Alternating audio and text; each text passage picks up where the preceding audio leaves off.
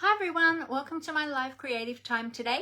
My name's Mandy Witherby from Mandy's Papercraft Creations, and I'm an independent Stampin' Up demonstrator in Sydney, Australia. Welcome to another week of creativity. I have got a really cute project for you today, and I hope that you really enjoy it. We're going to be making some Christmas packaging. We're going to be making a cute little self-closing box. It's really cool. It's one that I made with my team on Saturday. I was showing them how to create that. So we'll get to that, but I have lots and lots of news to tell you first. There's lots happening in the Stampin' Up world at the moment and coming up as well. So we will get to that in a moment. So what we're going to do is I'm just going to bring this live feed up on my other devices. So bear with me while I get that ready. And then that way I can see everybody's comments and we will get started. Okay, here we go. Got that up on my iPad and now we'll just get that on my computer as well. Okay. Been going really well with the internet lately, actually, we realized. My husband was asking me the other day how I'd been going with my live streams, and when I thought about it, I thought actually they've been going pretty good, because originally when we had our internet changed over to the what do you call it, the cabling, the fiber optic cabling, there were a few little glitches originally, but it seems to have all settled down now, so it's been going quite well. Okay, so we've got that up there. Great, good. All right, everything is all good. So I hope that you are all well. I hope that you are having a great start to your week. We had a bit of a rocky start to our week. You might have seen in my my post this morning, and also yesterday, not knowing yesterday if I was going to be able to go live today, because our little puppy dog Callie has been very sick over the last couple of days. Thankfully she's turned a corner and she's on the improve now, and she seems to be pretty much back to normal today, which is great. But we were very worried about her because we didn't know what was going on or what was causing the issue, but she was very unwell, really beside herself, just wanted constant reassurance and cuddles, but she couldn't settle, and she didn't sleep for more than over 24 hours. She didn't really sleep, hardly at all. She would start to sort of drop off to sleep. Poor little thing. She was so exhausted, and she'd start to drop off to sleep, and then she'd get another pain and she'd be frantic again. And yeah, so anyway, so we worked out that she had, we don't know the cause, we couldn't pinpoint the cause, but she had an issue with her tummy, and she had severe tummy pains. She had a little bit of vomiting yesterday, but she was quite nauseous, and but thankfully it doesn't appear that it was pancreatitis, because we thought, oh no, if it's that, like, that can be very bad, that can escalate quite quickly. We've had that with one of our previous dogs, and yeah, it seemed to be higher up in the stomach in the duodenal area, the duodenum. So yeah, the vet seemed to think that she had an issue up there and a bit of inflammation, so we still can't pinpoint the cause. She hadn't eaten anything unusual. Yeah, so the only thing we can think of is that she's picked something up off the floor or off the ground when we've had her out in the yard when we haven't been looking. We watch her pretty closely though, because we know what she's like, and she picks things up. Like she'll seek things out, she'll pick up anything that she finds and eat it. So we just weren't sure what she may have discovered or found when we weren't watching. We only have to turn around, we only have to like divert our eyes for like, you know, a couple of seconds, and she's that quick. So we do usually watch her pretty quickly, but there is a chance that we've missed something. So anyway, the vet gave her an injection to help with the nausea and vomiting, and that seemed to help, but it took a long time to sort of settle down. She didn't come good till late last night. She started to improve late last night, but this morning she's just a little bit sensitive, just because she's had all of that going on, and today she's just a little bit sensitive. So this morning she didn't want mummy to touch her, and she gave me fair warning. So yeah, but and then last night, because of all of everything that had been happening, then her back leg started playing, her back hip started playing up, because she's got hip dysplasia, and because she'd been so frantic and probably very tense in her body, well, she was very tense in her body, her hip was a bit weak last night, and she was having a bit of trouble walking, but that seems to have rectified today. She's still a little bit weak in it, but seems to be okay. So anyway, all in all, there was a lot going on with poor little Callie, but thankfully she's feeling a lot better today. So yeah, anyway, so thank you all to all of you who were concerned about her and sent me messages. I really appreciate that, and appreciate your support and your kindness towards myself and also little Callie. I know a lot of you have got little fur babies, and they're like our children, aren't they? So we love them very much, and it's awful to see them not well or in pain and not being able to know how to help them. Hey Glenda, how you going? Great to have you here. So yeah, so anyway, so she's good. All is right with the world again for now. So fingers crossed she continues to improve. But anyway, Saturday, before all of that happened, on Saturday I had my team gathering with my my beautiful team, my precious papercraft gems, and we have had our end of year Christmas celebration as well. So we had some fun games and things like that. We had a bit of fun together, and then a bit of creative time, a little Christmas creative time. So, oh, thank you, Glenda. Yeah, I just was giving the whole rundown of what had happened, but she's feeling much better today. Thank you. Yeah, she's been through the ringer, poor little thing. So today she's exhausted, because basically she didn't sleep for more than 24 hours. So she was exhausted. We were exhausted. So if I am looking a little bit dark under my eyes, I did sleep well last night.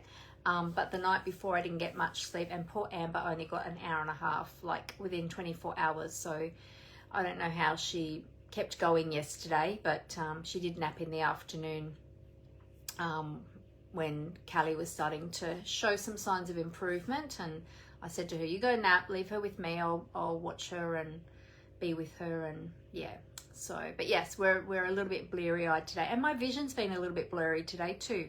So I think it's just because I'm tired. But anyway, all good. So yeah, so anyway, so what we're going to create today is what I shared with my team on Saturday. It's a cute little gift box that we can use for Christmas gifts, or table favors, or gifts for neighbors, or gifts for teachers, or whatever. I know a lot of schools are wrapping up already. Some of the private schools I think are already on school holidays, and I think the public school, I'm not sure when public schools actually go on break, and it depends on the states too, because each state in Australia is different. But I think some of them break up either the end of this week or early next week, I think. So yeah, from what Amber has said, I think I've got a hair. I've had a few of those lately. I've had lots of puppy cuddles. So all right, so I want to jump in to share that with you shortly, our project that we're going to be creating. But before we do, let me jump in with a little bit of Stampin' Up! News. I've got, well, actually, it's a lot of Stampin' Up! News. There's a lot happening at the moment. Hey, Fee, how are you? Great to have you here with us. So, today, between today and Wednesday, or starting today and finishing on Wednesday, Stampin' Up! Have got free shipping, which is awesome. So if you wanted to get any last minute things for this year, then it's a great time to shop, because you save a little bit of money on your shipping. And of course, dependent on the order, that'll depend on how much your shipping is. So basically here in Australia, if your order is up to $115.84, you'll pay $6.95 for shipping. If it goes over the $115.84, then it becomes 6% of the total order price is what you pay for shipping. So it depends on how big your order is. You can actually save yourself a lot of money by ordering during free shipping, which is the 9th to the 11th, so this Monday to Wednesday.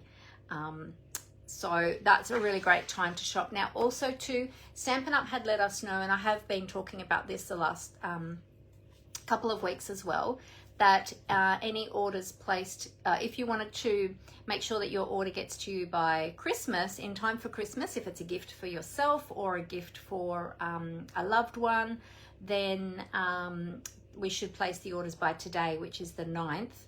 Now, being that this is starting today as well, the free shipping, you might want to get your order in sooner rather than later and not wait till Tuesday or Wednesday, just to make sure that you get them as soon as possible. Now, there's no guarantees that they will definitely get there by Christmas, because it does depend on where you are in Australia. However, if you want to ensure the best chance to get them by Christmas, then today was the date that they gave sort of as the deadline for that, just to do their best to ensure that products get to customers in time for Christmas, so the 9th of December. So today's the day. So if there was anything you wanted for Christmas, then I would suggest don't delay, don't wait until tomorrow or the next day. Okay, so a few other things that you might want to consider is we've got 2 new kits, and both of these are really great kits. I've ordered this one to come because I've got some ideas to use this in the new year. So this is the Cherry Blossoms treat box kit. You get 12 little treat boxes in the kit. It does have stamps that come with it. You do a little bit of stamping on the tags, and they are really, really cute. And as you can see, you can put all sorts of things in there. You can put chocolates, lollies, little biscuits, all sorts of things. So they're obviously food safe. I didn't look at the information that closely about it, but they obviously are food safe, because otherwise Stampin' Up! Would not have promoted them with food in them. So that's a good thing to know, because they would make great little favours. So bridal showers, birthday showers, shower tea,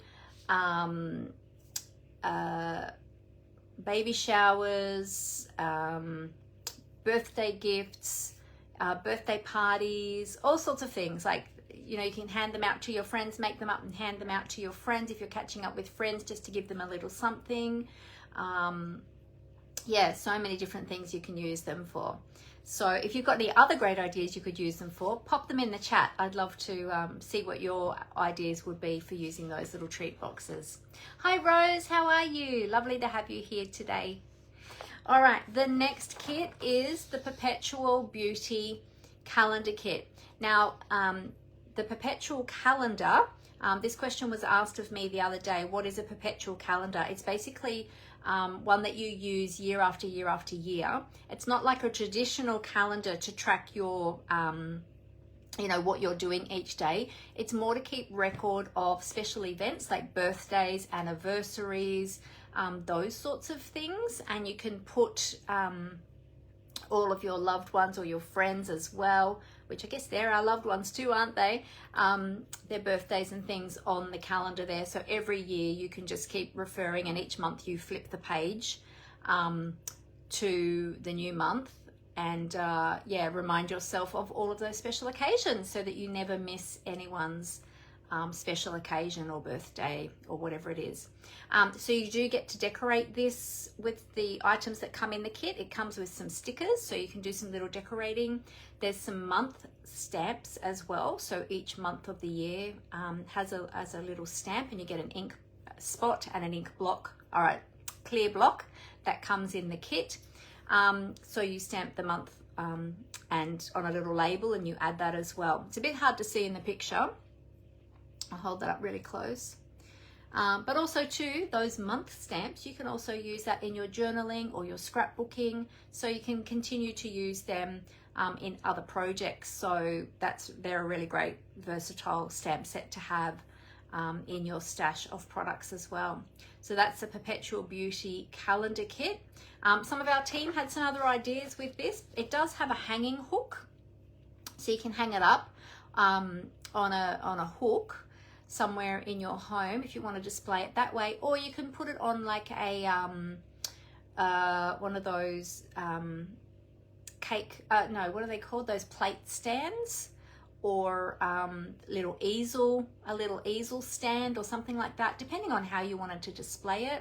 Another team member came up with the idea of you could add family photos. If you're giving it as a gift, you could add some family photos at the top here as well, some little photos, or even use the decorative items to decorate those photos as well, and add some family photos to the perpetual calendar as well, where you've got that little blank space at the top. So lots of different ideas that you can use it for. So it would make a great gift as a kit, or if you purchase it yourself and then make the perpetual calendar up, the calendar itself would make a great gift as well, whether that be for Christmas coming up, or a birthday, or a special occasion, or a just because gift. So that's a really, really great one as well. Now we have got, and I shared this one last week, we've got the special release designer series paper at the moment. So this is just the promo for it. That gives you a little sneak peek of some of those beautiful papers. So there's 3 new paper packs. 2 of them are 12 by 12 inch paper packs, and one of them is a 6 by 6 designer series paper pack. There's the papers there, a bit hard to see on the flyer, but there's some samples there. They're only available while supplies last, and basically these ones are old popular papers that we had before that have been recolored and renamed, which I shared, and you can probably see the old the previous names for them then there on the bottom of the sheet. So you can check those out in the online store as well. Beautiful colors in those papers. And as well, at the moment, don't forget we've got the last chance products. So they are the products that are retiring from online exclusives. There's kits in there. There's also products from the September to December mini catalogue that are going to be retiring. They are all in the last chance products category. They are only available while supplies last. So once they go from there, then they will not be able to be ordered anymore. They'll be completely retired. Now, some of the products in the last chance products are reduced in price, which is awesome. So there's some really, really great specials in there. And last chance products also replaces the clearance rack. So if you are used to going and shopping for the clearance rack, you won't find it anymore, because those products are now also in the last chance products category. You can find them in the online store under specials. So when you go into the online store, at the top you have different tabs. One of those is specials. If you click on that, it'll give you a little drop down, and then in the drop down box will be last chance products. So you click on that and it opens up that page. Okay, I've actually got a link directly to my online store to the last chance products. So I'm going to pop that in. Oops, hang on a minute, I'm clicking on the wrong thing here. I'll pop that in the comments here for you so that you can grab that. I'll just grab that. Okay, copy that link over here. There we go. So if you want to check that out, you can check there in the comments. For those who are watching the replay on my YouTube channel, thank you again for coming back and watching on my YouTube channel as well. And for those who are watching the replay on my Facebook page as well, I forgot to mention that before. Thank you for that. But on my YouTube channel, I will make sure that I add that link to the details in the description of the video. Sorry, losing my words. As I said, I'm still half asleep. Even though I slept well last night, kind of takes a while to catch up when you've missed so much sleep, doesn't it? Okay, and for December, I have got the beautiful Crafty Collaborations December tutorial bundle. This month there are 29 beautiful tutorials in there. You will get that for free when shopping with me if you spend over $75. That will come to you as a little thank you gift. If you don't shop with me, if you already have your own demonstrator, or perhaps you're a demonstrator yourself, you can purchase these tutorials for $28. So if you would like to get your hands on that, then please feel free to let me know, and I can sort that out for you. Some of the past ones are also on my blog.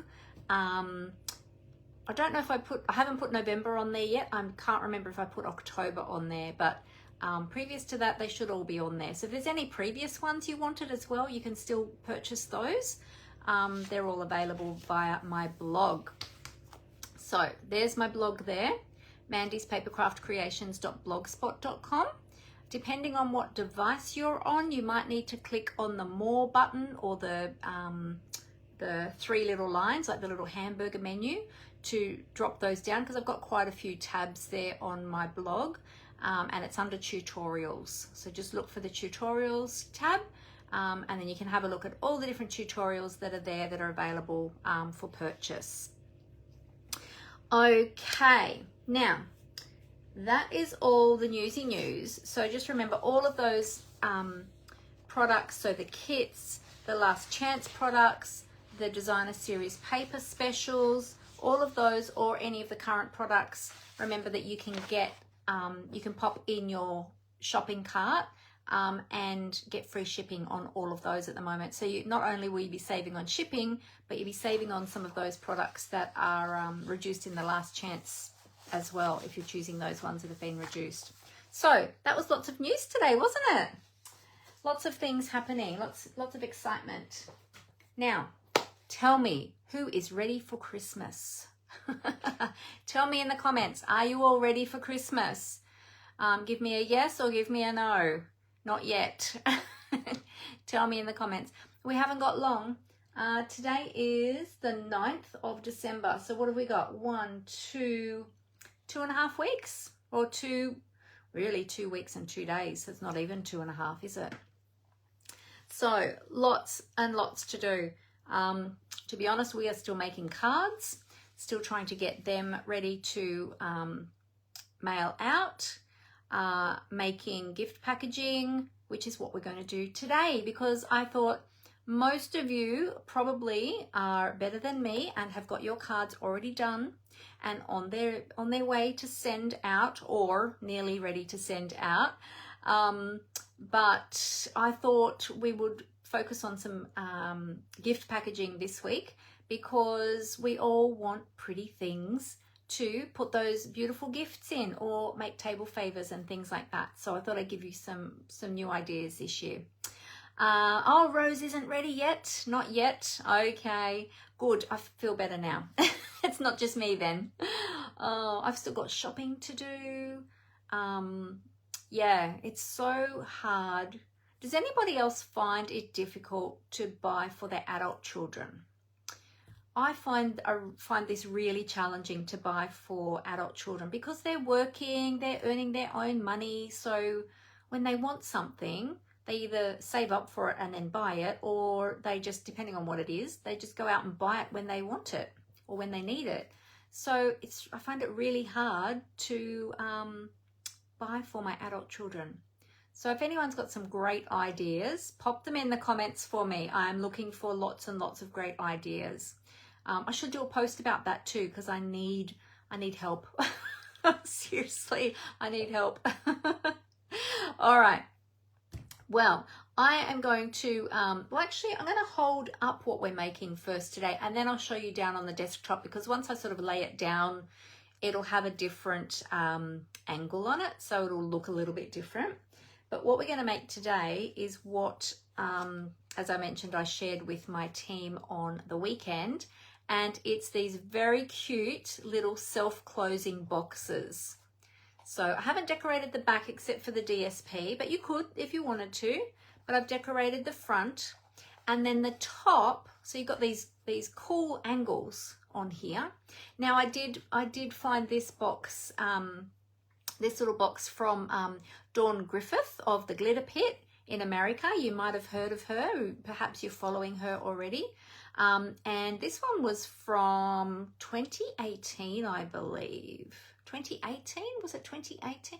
It was quite a few years ago. Or maybe it was it 2022?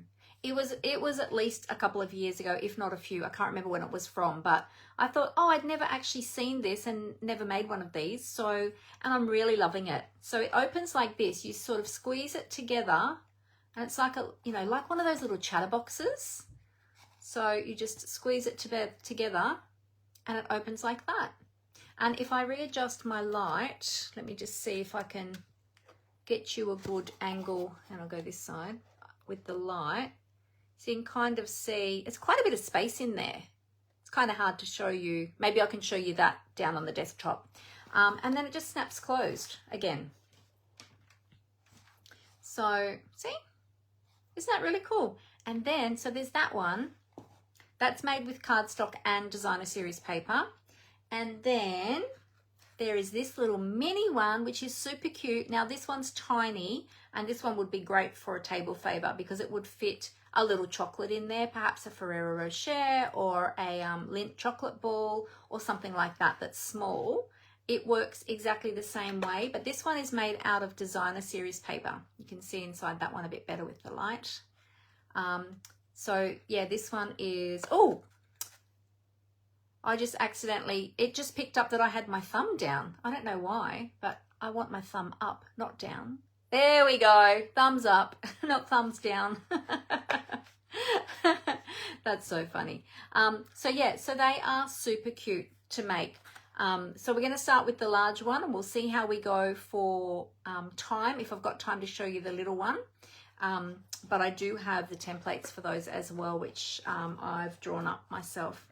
So they were the first ones I made, and then with my team on Saturday I made this cute little one. How adorable is that, with the little reindeer and this little matching one. And I fussy cut for this one, I fussy cut the reindeer out of the DSP and put that on a little circle. Aren't they just so cute? I love this one. This one's my favorite one. So super cute. So today we're going to use different papers. I'm going to show you how to create these boxes. All right, let's see. We've got some comments here. I'll quickly read those before we tip the camera down onto the desk. Glenda says, I give gift cards for family gifts, for the whole family. That's a great idea, Glenda. That's fantastic. I love that. Thank you for that. Fee said, I ask them for ideas or give them money. Yep, that's a great idea as well. That's usually what I resort to as well, is either asking them, but more often than not, they'll say, oh, well, we need money. So, or we would prefer money to then go and use that for whatever they need. So, yeah, I like to give them something little though too. Hey, Sue, how are you? Lovely to have you with us. Sue said, hi, Mandy, love that box. I have made one before. Ah, you've made one before. Fantastic. I only discovered it just last week. So I had never made one until then, and it's a really great little box, isn't it? They're fantastic. All right, if you have any more other gift ideas for adult children, please feel free to keep sharing those with me in the comments.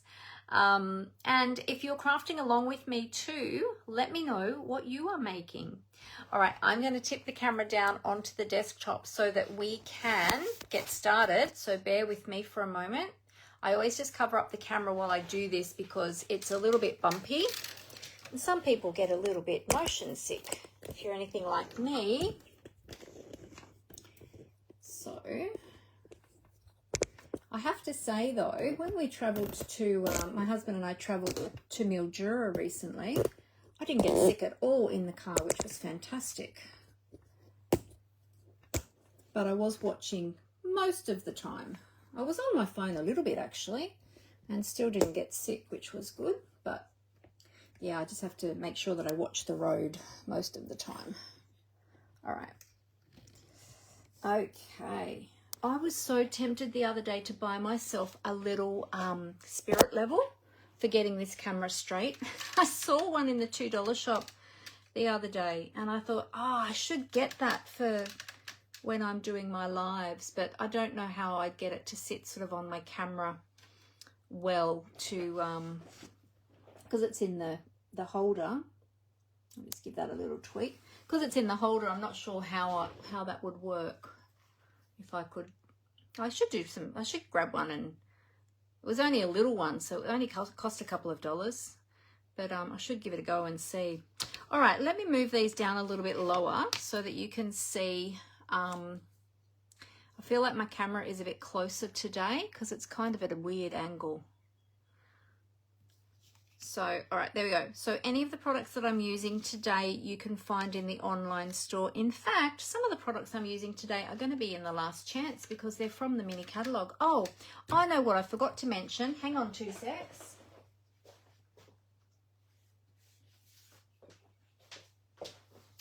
I forgot to mention the brand new mini catalogue that is coming out in January, and Celebration, which we're also going to be having in January and February. Both of these are going to be starting on the 7th of January. Celebration will end at the end of February, on the 28th of February. And that's where you can earn free products when you purchase either $100 or $200 worth of product. You can choose free products from this brochure. But the mini catalogue is actually going up till May. Let me just double check the date on the back of the catalogue, 5th of May. So basically it's January to April. But look at this pretty cover. Isn't that just so stunning? I've actually purchased this suite, but I haven't cracked it open yet. So I've unpacked it, but I haven't really had a good look at it. But I can't wait to start crafting with that. So I can't wait to start sharing that with you. Once this catalogue goes live, I'll be able to show you the inside of the catalogue. But for now, all I'm allowed to show you is the front cover. So that gives you a little bit of an inkling into some of the products that are coming anyway. Now, if you would like a copy of these and you are here in Australia and you don't already have a Stampin' Up! Demonstrator that you're working with, I would love to get these out to you. So feel free to let me know. Now, I do have a request link for that, and I am going to pop that in the comments for you. Again, for those watching on YouTube later on, I will put it in the description of the video. But yes, if you would like to request these, then you can request those on the link with that request form, just so that I can get your contact details in order to be able to send it out to you. If you do have your own demonstrator that you're working with, please ask them for a copy because we do have to pay for these. So yeah, so to be fair to both of us, please do ask them for that. And I'm sure that they would love to support you and stay in contact with you as well anyway. And if you are a demonstrator, then you should be receiving, or should have already received, your complimentary copy from Stampin' Up! Because we get a complimentary copy of every catalogue, which means we get one for free. So that's super awesome. All right, so that's about the mini catalogue. Okay, so I was going to show you the inside of the box. So this is the little box, and this is the inside of the box. Can you see that on the camera? So it's quite a good size. Inside, you'll fit quite a bit in there. Now, if you wanted to line that with a little bit of cellophane or something like that, you could put some baked goods in there, or just put some wrapped chocolates, or, you know, all sorts of things. You can put all sorts of things in there. I was trying to think of what, it does come in smaller at the top, of course, because it pinches in like that. So you kind of wouldn't want to put anything too tall in there, unless you might not even mind if it stuck out the top, if it was open and stuck out the top a little bit. So that's up to you. Yeah. All right, so I'm going to show you how to make that. I've got the template. I'll show you what we're using first. So we are going to use this very cute paper, the Snowy Scenes paper. Now let me just do a quick double check. I just want to check that this paper is still available. Yes, it is. It's available in the last chance products, and it is reduced. It was $21.75. It's now $19.57. So it is a pack of 12 sheets, and I'll show you the different patterns just quickly. So we've got beautiful snow globes. Now this one does come from a complete suite. So it's from the Snowy Scenes suite. So the products from the Snowy Scenes suite are still available. The stamp sets reduced in price. The dies are also reduced in price. So when you go to the last chance list, just double check closely the products individually, because the suites and the bundle prices are not generally, currently, the ones that are in there currently are generally not reduced. But if you purchase the products individually, so if you use the code for the stamp set and the code for the dies, that's considered individual products, and they are individually reduced. So as is the paper. So just sort of check for those things as you are shopping in the last chance. Yeah, check for the individual. You could click on the suite to see what all of the products are, note them down, and then search for them individually, and see, you know, if you can get a reduced price on those ones. Aren't these just so cute? They're such pretty papers. I love these little villagers. How adorable are they? Some candy canes. And then I think we already looked at that one. Yep, done that one, and this one. This is one of the ones this is the one we're using today, actually. The little penguins on one side, and on the other side, we've got very non-traditional colours with these cute little Christmas trees. But that's what we're going to be using today. So this is beautiful, beautiful paper. Now you can use whatever paper you already have for this project. You don't have to, you know, I'm not saying purchase this paper. This is just the paper that I wanted to use because it's super, super cute. But yeah, you can make this with whatever you have. So you need some designer series paper, and you'll need some coordinating cardstock to match with that.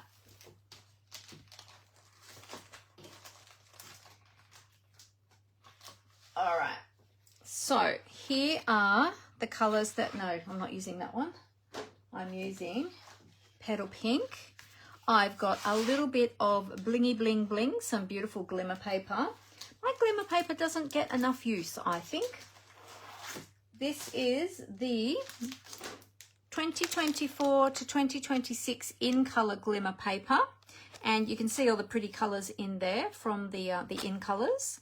I'm not going to pull them all out, but you can already see those there. So that is what we're going to incorporate, a little bit of that today for some added bling. And I think this is the ribbon I'm going to use today, but I'm going to, because I thought this would go really nice with the sort of snowy scenes. This is the white frayed grosgrain ribbon.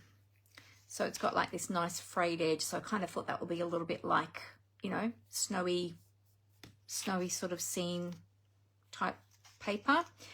We've got some little white loose snowflakes as well, which are part of are they part of this suite? Yes, they are part of the Snowy Scenes suite. I don't have the ribbon that goes with the suite though, but we're using that white one instead. So, okay, so we're going to do a little bit of choppy chop chop. I will show you the template of the box. If you want to take some screenshots, you're welcome to do that. So here is the template for the big box. This is one that I drew up.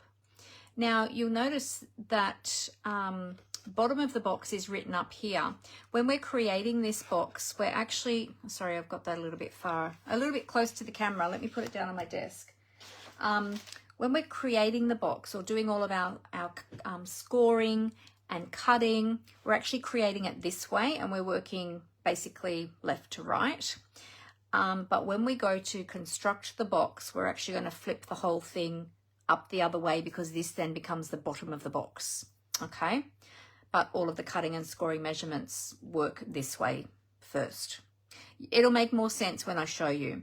Now, as well as that, so if you've got a screenshot of that one, if you haven't, I'll move my hand. So grab a screenshot of that one. Okay, and then as well as that, we need, so that was going to be cut out of cardstock. And then this is our DSP, okay? So it's a 3/4 by 3/4 inch square of designer series paper, and you need 2 of those. So make sure you cut 2 of those. Okay, and then we're going to do some scoring and cutting on that as well. Okay, so pop that over there. All right, so the first thing we're going to do is I think we're going to do the DSP part first because it's the easiest and the quickest portion of the project. So we'll bring in our cutter. You are going to need a cutter, a paper trimmer and a scoring with the scoring blade. As well as that, you're going to need a Stampin' Pierce mat, a stylus, which I'm actually going to change my take your pick tool end. I'm going to take out my pokey tool and I'm going to put my stylus tool in. And this one has got 2 sizes of stylus. It's got a small and a large ball. I'm going to use the small ball for this project. Okay, and this comes with the take your pick tool as well. So it's just an interchangeable head for it. So I'm going to use that one. And we need a ruler. That's something I didn't get out. Hang on, let me grab my metal ruler here. Is that the one? Yep, that's my favorite one. I'm going to use a metal ruler. You can use an ordinary ruler, but I like to use my metal ruler when I'm doing projects like this. You also need some strong adhesive, like some multi-purpose liquid glue is great for creating parts of this project. So you'll probably need some of this. And then you might want a strong adhesive as well, such as tear and tape or Stampin' Seal Plus. I find the tear and tape's a little bit easier. And then if you're attaching ribbon, glue dots, you might want some ribbon, some embellishments, all that sort of thing. Now, my camera has slid down a little bit, so let me just readjust this. Just one moment, I'm going to bump the camera around for a minute. If you get motion sick, look away, but it has dropped. So I'm going to try and just adjust this a bit tighter so that it does not drop. I'm trying to work out which one has actually dropped. The whole thing is dropping. Hang on, I'll just turn that one around a bit. And that might hold it a bit better. Okay. I'll just readjust that. Whoops, sorry, you got to see I didn't show you all my my shirt. I have my Winnie the Pooh Christmas shirt on today. I was going to show you that. And my brooch. I forgot to show you my brooch. I have my little plum pudding brooch on today. My little, well, not necessarily plum pudding, but Christmas pudding. Because we're making Christmas projects. So there we go. All right. Hopefully we've got that okay now, and hopefully that stays put. I don't know why today it just decides to start mucking up, but anyway. All right, DSP, we are going to cut now. If you've got directional paper, make sure that you check the angles of it, because the point of the triangle is at the base. Okay, so basically when we're doing our cutting and scoring, we want to flip it up that way. All right, but for the squares, I mean, you're just cutting squares, so it doesn't really matter. But 3/4 by 3/4, sorry, 3 3/4 by 3 3/4. So we're going to go this way. This box is all in inches, I'm afraid. It's not in centimeters. Normally I do things in inches. Oh, you saw them, Fee? Oh, good. But because the box design has come from Dawn Griffith in America, they use inches over there, so it's all in inches. All right, so we're going to 3 3/4 inches on our trimmer. Okay, so I'm going over there to 3/4. Hey Leslie, how you going? Great to have you here with us. All right, so we're going to cut this time, and we're going to make 2 of those 3/4 by 3/4 inch squares. So there's 1 and 2. There we go. And then we've got some offcuts. Okay, now I'm going to be using one of these little guys on the back for the small box. So, but we're making the big box first. Okay, now our V is going to go at the bottom. So we're going to do some scoring with this. So what we want to do to start with is we're going to just fold this designer series paper in half.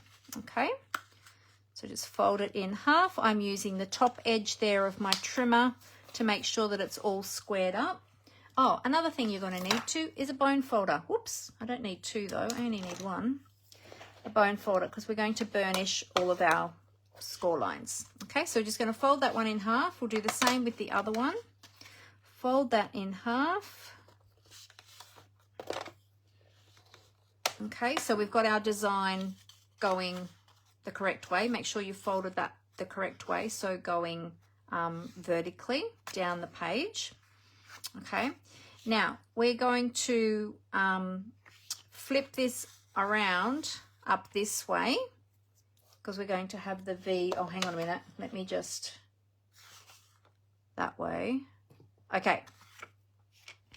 So we're going to cut from this center line at the bottom up to the top. So if you don't have directional paper, it doesn't matter which way you do it. You can cut it this way, because then you'll just turn the papers upside down when you go to put them on your box. But if you've got directional paper like this, you've got to cut this way because you need that V at the bottom. So you want to cut it in a V. So we're going to go from the bottom corner or the bottom edge of that score line up to the top corner. Okay, so we're going to do that on our trimmer. So bottom corner, a bottom edge of that score line, sorry, up to the top corner. If you find that hard to see, you can always take a pencil and put a little pencil mark there on that score line. Okay, sometimes depending on the pattern on your paper, it can be a little bit harder to see. On the weekend I was using some very patterned paper and I really couldn't see where the lines were. Oops, you know what, I'm going to put my glasses on too because my eyes are a little bit blurry today. All right, okay, so we're lining that up in our trimmer. And we're going to cut that way. Okay, and then we're going to do the same on the opposite angle. So top left-hand corner down to that midpoint. Just line that up in our trimmer. Hold the paper still while we're getting that lined up. There we go. Okay, so when that's going to go onto our box, the trees are going to be up the right way. Okay, so not that we're using that color base, but just to show you. Okay, so we're going to do the same with the other piece. So just make sure those pieces are together so you end up with your cuts like that. Okay, so we're going to do the same again. So pop that over to the side. I'm going to put a little pencil mark. Don't forget to rub out your pencil marks too. I should get my eraser out and rub that pencil mark off that other piece I just cut. There we go. Okay, so we're going to go from the midpoint there up to that top corner.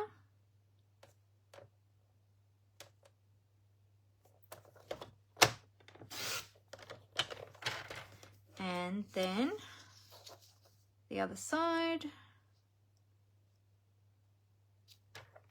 Midpoint to top corner. There we go. And then we've got our triangles there. Okay. All right. So that's the easiest part done. the quickest part. So make sure they stay together and those ones stay together. They're cut exactly the same, so it shouldn't matter if I do get them mixed up. All right, now we're going to take our cardstock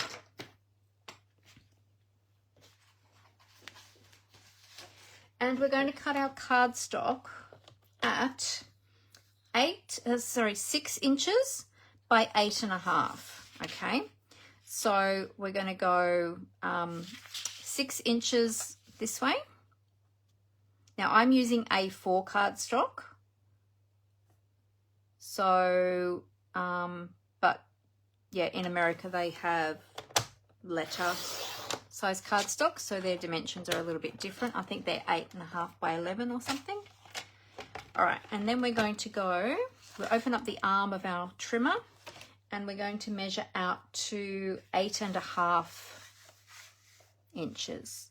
Okay, so that's just there. So 8.5 there. And we're going to trim that. Okay. Now keep these pieces because you might want to use them for other parts of the box. Okay. Now we want to move our cutting blade out of the way and we're going to be using our scoring blade now, but I'm just going to take a quick little sip of water.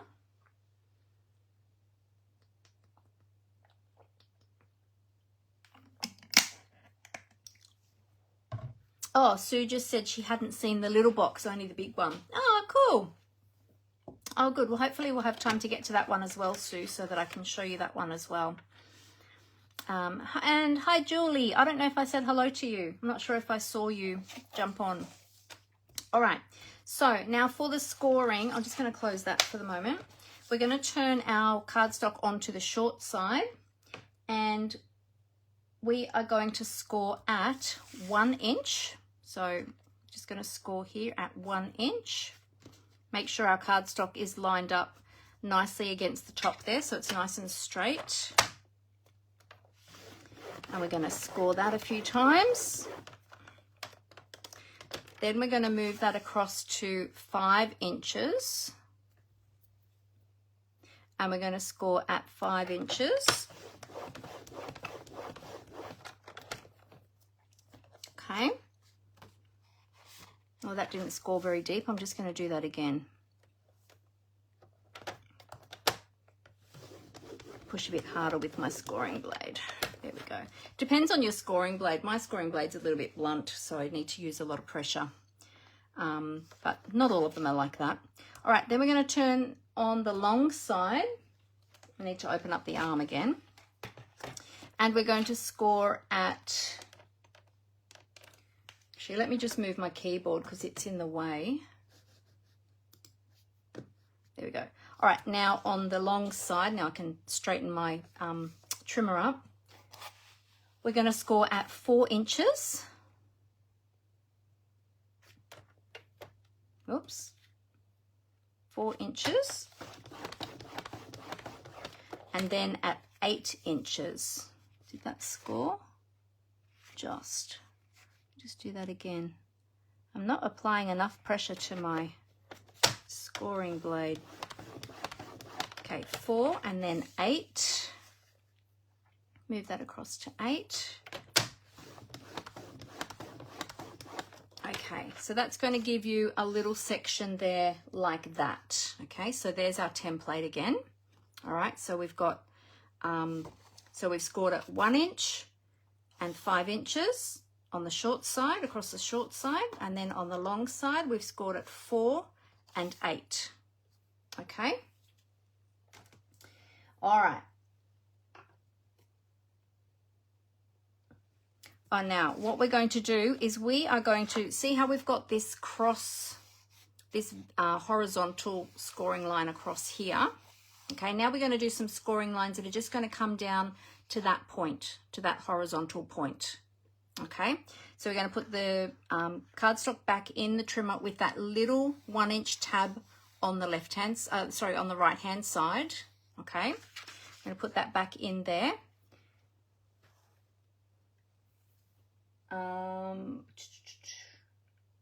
And we're going to score at 2 inches but we're only scoring down to that line, down to that 1 inch horizontal line, okay, or 2.5 centimeters. So I've got the centimeter marks here on the side of my arm, so I'm just going to come down, let's make sure that's lined up. So 2 inches here, okay, and I'm just going to take that down to 2.5 inches, or if you've got the inch measurements on your arm, because it depends which one you've got on your trimmer, just go down to 1 inch, which is that horizontal line. Okay, so you've just got that little mark down to there. All right, and then we're going to move this across, and then we're going to do it at 6 inches. We're going to do the same thing again at 6 inches, and we're going to take our scoring blade just down to the 1 inch horizontal line. Just give that a couple of scores there. Okay, so we've got 2 inches and 4 inches. Okay, so now you should have 1, 2, 3, 4 same size panels across the top, and then you've got that little 1 inch tab there on the end. Okay, so it'll look like this. So 2, 4, the 4 inch one goes all the way down, and then the little 6 inch one, and then you've got this one at 8 inches, it goes all the way down as well. Okay, all right, so now what we're going to do, I'm going to move that away.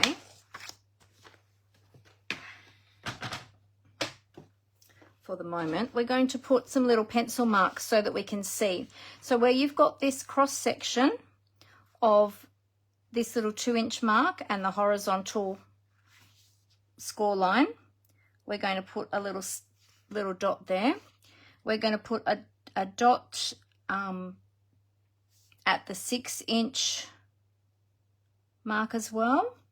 And then where you've got this 4 inch mark down here, where that meets the horizontal score line here, where that cross section is there, you're going to put a mark. And then you're going to put another one over here at the edge. And then here where you've got this 8 inch mark, where you've got that cross section there, we're going to put a mark there. Okay, so you should have 2 marks there at the top, 2 little pencil marks there at the top, and then 3 along the bottom. Okay, then what we're going to do is we are going to get our, and I'll just show you on my template. So we've put a mark here, a little pencil mark here, a pencil mark here, a pencil mark over here, and a pencil mark here, where you've got those cross sections there. Okay, so now we're going to take our ruler and our stylus, and we're basically going to create triangles joining up those points there. So I'm going to do this one first to take that down to the center. So going from that little mark up there, that little pencil mark up there, down to here. And we're going to score that with our stylus. Okay, then I'm going to take it out to this one here.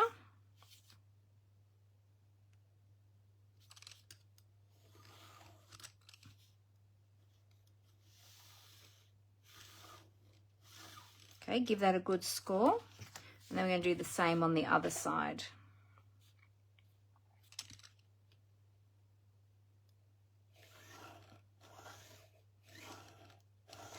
Give that a good score, and then down on this angle.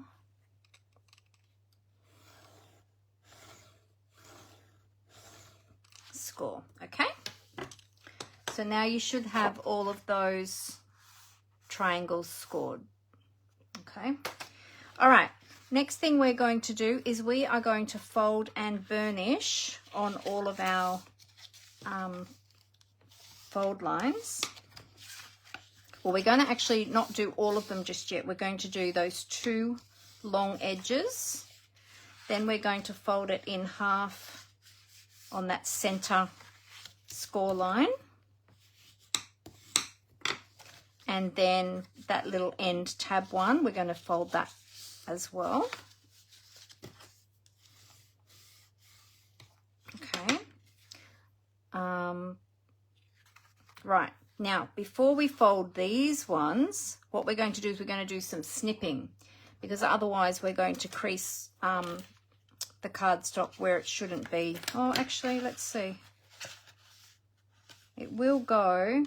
No, it's going to crease. No, we need to do some snipping first before we crease all of, before we fold the triangles.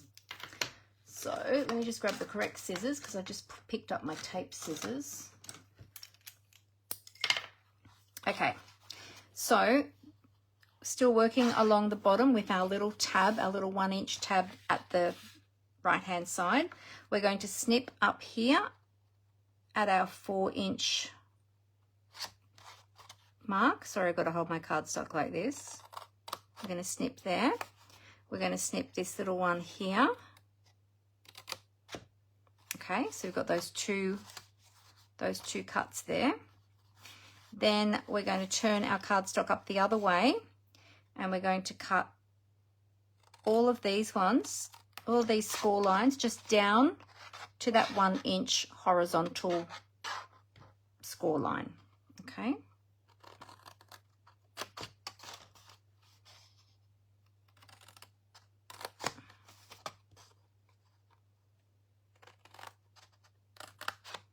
Okay, so now you should have all of these little tabs like that.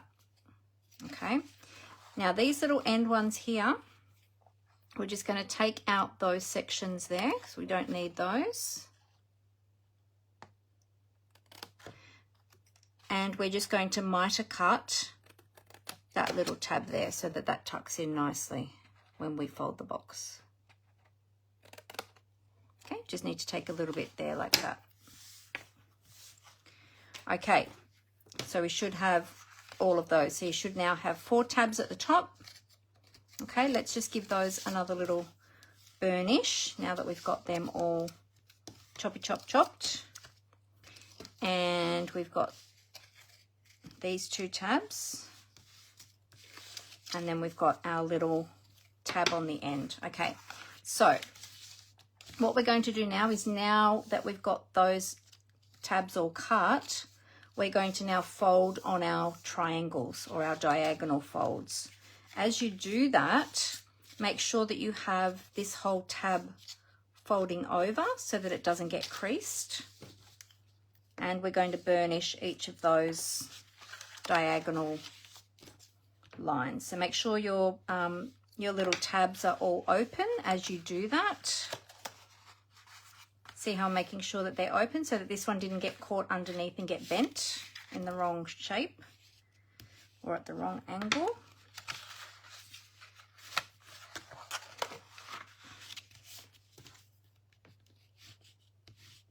There we go. Okay. All right. So now what we're going to do is we're going to flip the box around the other way. Now it doesn't really matter if you do this part up that way or around the other way. It doesn't matter. But this is going to be the inside of the box. So what we're going to do is we're going to put a little bit of strong adhesive on this flap, and I'm going to use tear and tape. You might like to use Stampin' Seal. Stampin' Seal Plus. Make sure you use something that's very strong. I wouldn't use the normal seal because it probably won't hold. Okay, so we've got that tab. So we've got that tab folded in, and then you're going to fold the box at that center fold with all the tabs open, and you're just basically closing it on itself. Give that a good press, and the sides should match up. Okay. So then that is our little box. So what we're going to do now is we're going to fold these little tabs in. Okay. Oops. So we fold 2 in and then another 2. Depends on which way you want to fold them as to which is the front and the back of your box. It doesn't really matter because it's going to be one or the other anyway, so it doesn't really matter. So they're going to be folded in. Then we're going to put glue on these 2 pieces here. So where's my liquid glue? So this is a really great time to use your liquid glue because we've got to make sure that the bottom of the box stays square. Okay, so just put some glue on these two panels here. So fold those two in, those two little tabs, and then we're going to fold these two. Now your two that are on the inside, you'll probably find have folded quite a way in, so these two might not stick. So what we need to do is turn the box over, and while you're sort of holding that in place, pop your box open and put the lid back on my glue. And I'm going to press down and put my glue on the inside and press down to make sure they adhere. At the same time, making sure these stay squared up. So because we've used the liquid glue, it's a little bit forgiving, gives us a chance to sort of shore them up a bit. Okay, I'll do that again.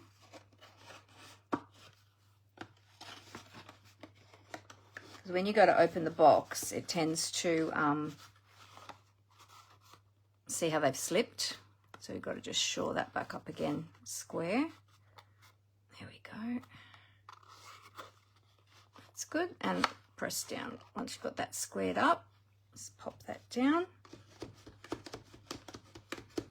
Press that all with your glue, or if you've got something else you can use on the inside, doesn't have to be your glue, might be something else, maybe a long block. A long block would work. I've got this one. What's this one? That's an H block. That would work as well.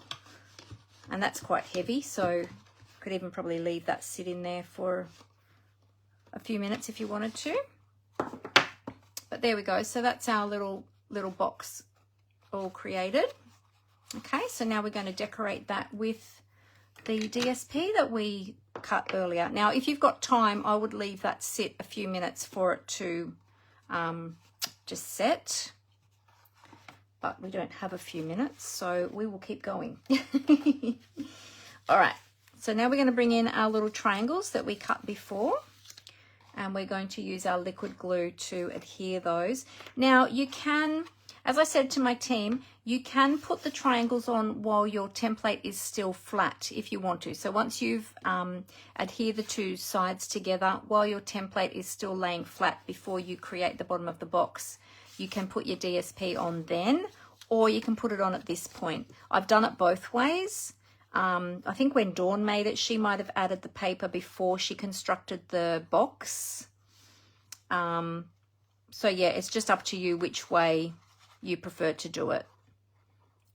To be honest, I often forget, like I've made a few of these now, and I just often forget to put the paper on before I fold the box all up. But then you can just do it once the box is folded up, so it's totally fine.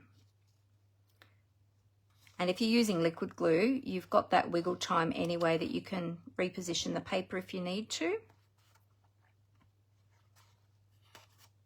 There we go. See? It's not that difficult to do it that way. So you just might get a little bit of glue on your fingers, but that's all part of the fun, isn't it? Has anybody else made these ones before?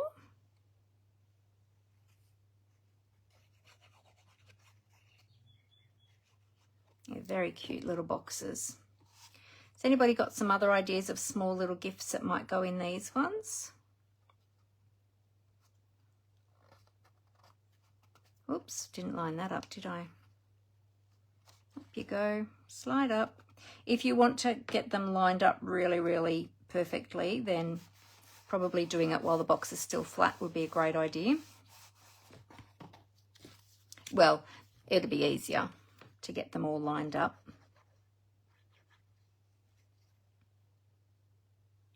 So who has their Christmas tree up already?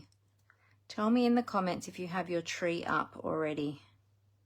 We have all of our light decorations done out the front. We've got our little light show on every night out the front, but we actually haven't put our Christmas tree up yet because Amber wanted some new lights for it, and so she didn't want to put the tree up till we got the new lights. Anyway, John is picking up the lights today on his way home. They've been ordered and they're waiting for collection. So he's picking them up tonight. So hopefully we'll get the tree up in the next few days. You got yours up, Julie? Awesome. Fantastic. Yeah, we usually have ours up before now, but we've had a lot going on. So we just haven't, with me or John and I having to go away, and before we went away, Amber was away, and then you know, Brooke's been backwards and forwards a couple of times, and then Callie got sick, and it's all just been happening. You have those times sometimes, don't you? When everything just sort of happens all at once. There we go. Rose said no, but I like the idea. Good for Christmas. Haven't made these ones before, Rose. Oh, she's got new tiny tree this year, so it's up. Oh, lovely. Oh, it sounds really pretty. What's your colour scheme on your tree, Rose?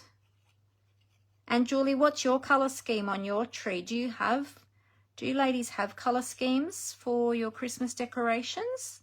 Or do you just have lots of different colours? I've been wanting to change my colour scheme on my tree for years, and Brooke wouldn't let me. She's like, no, it's not tradition. But the funny thing is now she's got her own tree and she's gone completely different colour scheme to what we have at home. And so now she's finally given me permission to change ours. But of course, I haven't had time this year. So, oh, yes, definitely, Leslie. This would be a beautiful gift box for my granddaughter's Pandora charms. Yes, this would be perfect. And it's something a bit different too, to a traditional like gift box, like just a standard shaped box. And it's fun with the little closure at the top, little snap closure.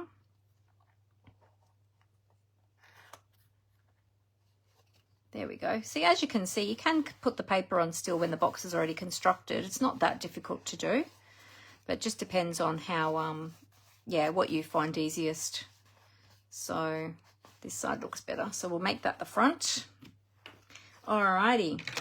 So that's our little box constructed. I think the base should be well stuck by now. So that's how it opens. And you can probably see I didn't rub my pencil marks out actually on the inside, but that doesn't matter.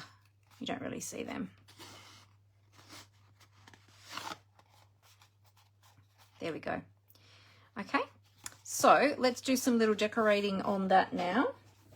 So I have got my 2-inch punch, my 2 3/8 inch punch. You can use dies if you have dies.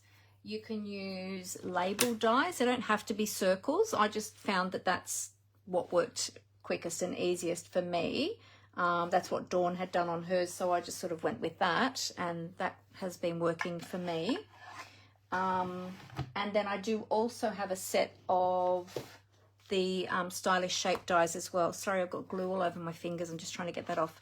The stylish shape dies are great as well to coordinate with those other 2 punches. So this is what we're going to do. Let me find it. Okay. We're going to use some of this designer series paper, and I'm going to fussy cut out this little one. Oh, what a shame. This one's just chopped off on the edge because I could have used that one. But that's okay. I can go into here. Is there another one near the edge? There's this little one here. Do I go that way or that way? Do I get that one or that one? Doesn't really matter. Much of a muchness. I might go in here from the edge, I think, and just take him out there.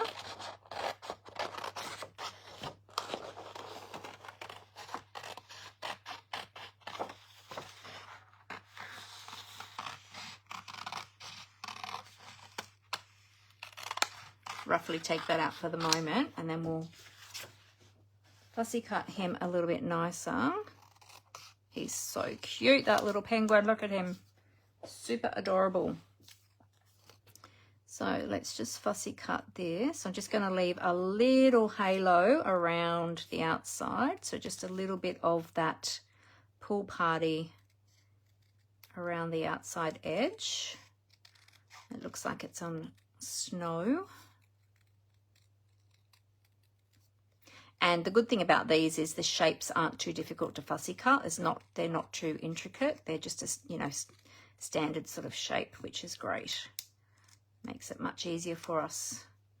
There we go. So that's nice and easy.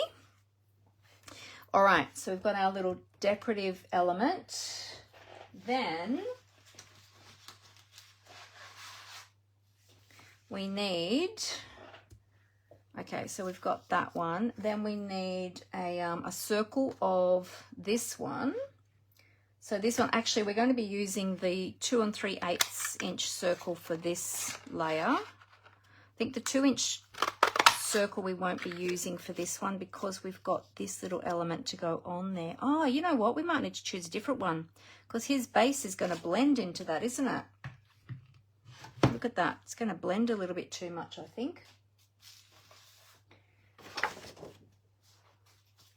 Oh, maybe we could use this other one that was... Maybe we could use that one instead. Or we could use any of these. Oh, the little snowman would be cute too. Little snowman. Because that one's got the same colour base as this one. Any of these would be cute. We'll try this one. Because that size will fit on there, won't it? Yeah, that'll fit on there. Let's use the snowman one instead. We'll use the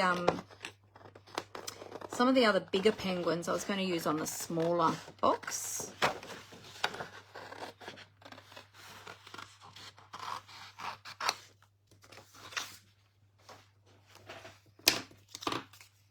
See, on these ones, I punched the circle around the image, but I don't think that 2-inch punch won't get around that snow globe. So that's why I'm going to fussy cut this time. But yeah, if you've got designer series paper, sorry, I'm holding that almost off camera. If you've got designer series paper that you can actually punch out, it is a lot quicker and easier to do that. And then you mat that on a layer that matches the box, and then you can use like a shiny layer behind, whether that's silver, gold, or glimmer paper like I'm doing. And in between the cardstock and the gold, I've added some embellishments there from some other die cuts, which I'll show you what we're going to use today. All right, so we'll save a little Pingu for another project. This time I'm not going to leave a halo. I've decided I'm going to cut that right to the edge of the design.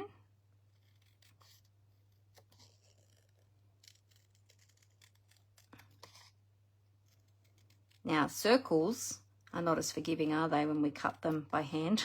So we've got to focus, breathe, concentrate. Now look, it's fussy cut. It's a handmade project. If it's not perfect, it doesn't matter. There we go. Cute. I've left a little bit of the blue background just there and it's a bit obvious, so we'll take that off. There we go. Okay. Cute. Oh yes, look, that's going to fit beautifully.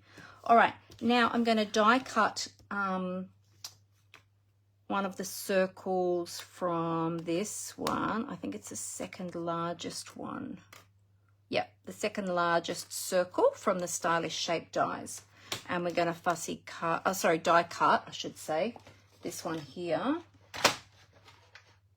I'm just going to trim this paper down to fit, but I'm going to cut the paper up this way so that I don't make my blade blunt. I usually have a separate blade that I use for my glimmer paper, one of my blunter blades. I do actually have it here. Got it here. I've got a couple of blunter ones that are on my shelf, just so that I don't, whoops, oh goodness, dropping it. Sometimes the glimmer paper can blunt in your blades a bit quicker. So I keep some older blades there just for glimmer paper. Just have to remember to change it back again. And I'm just cutting enough around the circle so that I'm not wasting too much of that glimmer paper, putting that through the die cutting machine. I'll just change that blade back out straight away so I don't forget.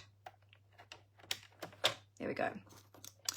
Yeah, so I don't waste the glimmer paper going through the machine. If your plates are a little bit chopped up, it can actually, yeah, put indentations in your cardstock. So I'm going to run over to the die cutting machine and just quickly die cut this. So 2 secs.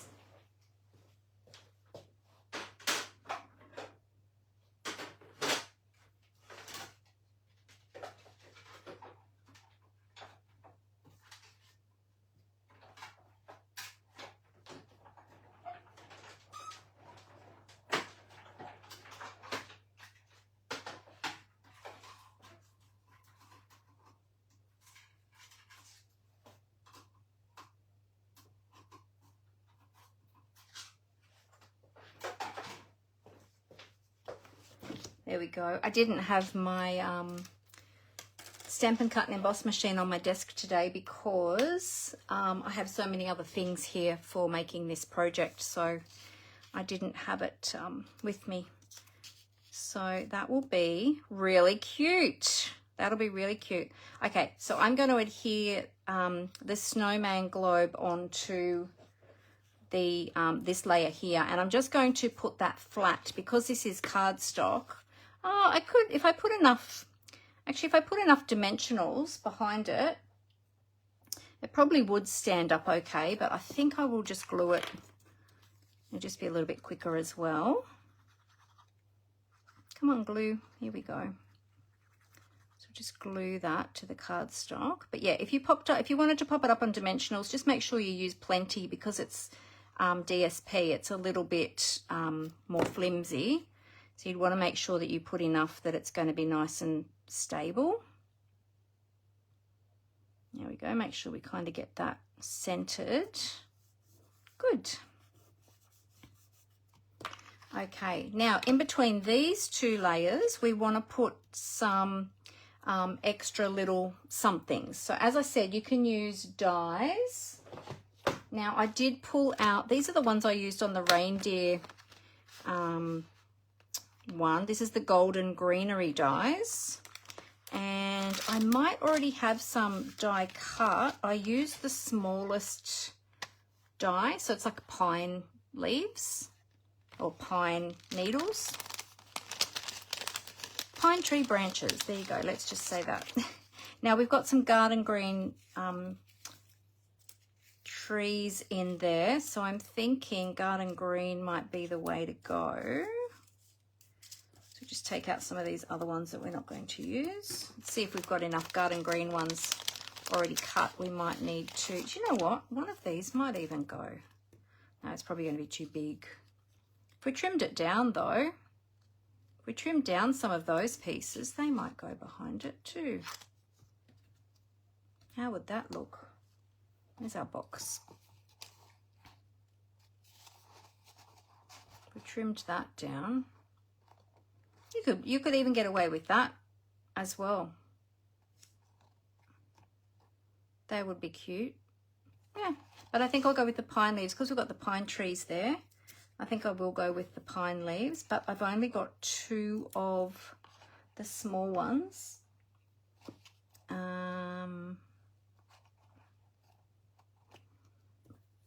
So I might just need to die cut another one. Hang on, what have I got here? What's this one? Oh, that's a goldy one. No, that's bringing in an extra colour. All right, so let's go. I'll grab those dies and I'll use these 2 that we've already got. These ones I will put away. And we'll just get one more. I might even get a pool party one. I wonder what the pool party would look like with that. So take this die out. So we're going to use that one. And yeah, I might just try a pool party one and see how that looks.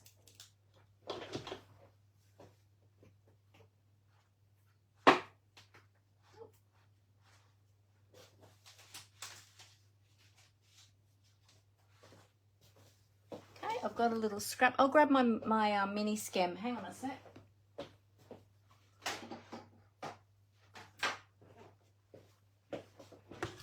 grab my mini Stampin' Cut and Emboss machine, and then that way we can play around. Oh, this one's a bit dusty, isn't it? It's been hasn't been used for a while.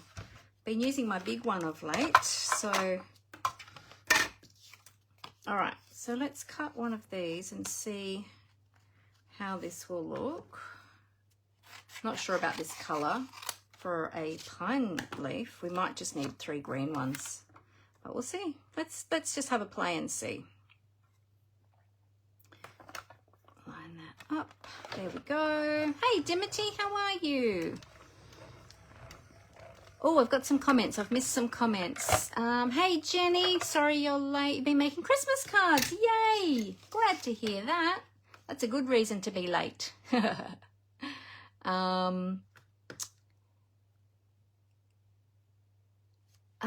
Rose says her color scheme on her tree is gold mostly with a few special decorations. Oh, beautiful. So lovely. Julie said, we do have a color scheme which Jake chose. Red and gold baubles this year with our personalized and family ones. Oh, nice. Very pretty. So lovely to have those special decorations, isn't it, that have meaning or like a special significance. All right. And what else did I miss? Oh, Leslie said, yep, go with pool party. I did. I didn't see your comment, but we were on the same page. Leslie, sorry, I'm just looking for my, there it is. I need my pokey pokey tool. All right. Okay, so let's punch these out. How many handmade cards is everyone making this year for Christmas? How many do you need to have to send out? I still haven't done my list. I've been trying to get to it, but then trying to manage Callie being sick and trying to, yeah, just do everything. That is one of the things that has fallen through the cracks so far, but I will get to it. I'm hoping to get to it today or tomorrow. All right, so how will that look on our little box? Let me just move this. Where's our little box? Here we go. Oh, yeah, that'll be cute. Look at that. Yeah, let's do that. That'll be really cute. Okay, now to adhere these, I'm going to put some, I'm just going to put some tape runner down here, some Stampin' Seal down here just to hold them while I get them in position.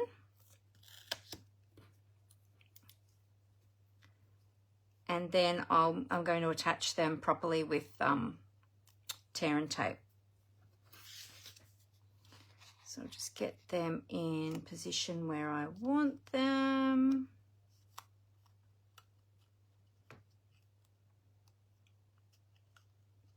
I might have them up a little bit higher, I think.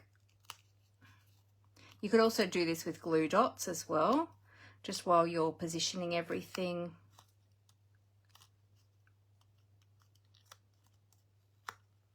This one needs to come up a bit higher, doesn't it? There we go, that's pretty good. I'll run a bit of tear and tape. Now we don't need all of this bulk behind here, so I'm just going to chop that all off just so that I can put that up on dimensionals, get the dimensionals in behind there. And while I'm holding these all in place, I'm going to just grab my tear and tape and run that across those to hold them in place properly.